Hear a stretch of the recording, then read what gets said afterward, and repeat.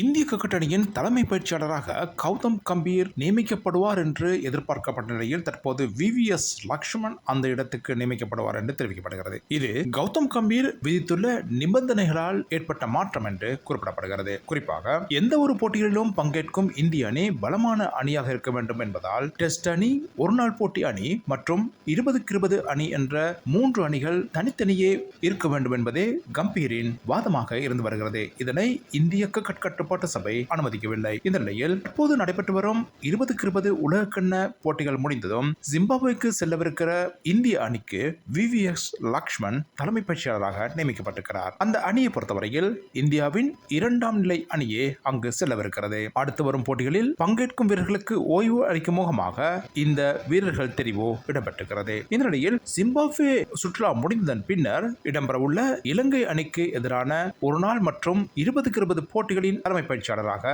கௌதம் கம்பீர் நியமிக்கப்படுவார் என்று எதிர்பார்க்கப்படுகிறது.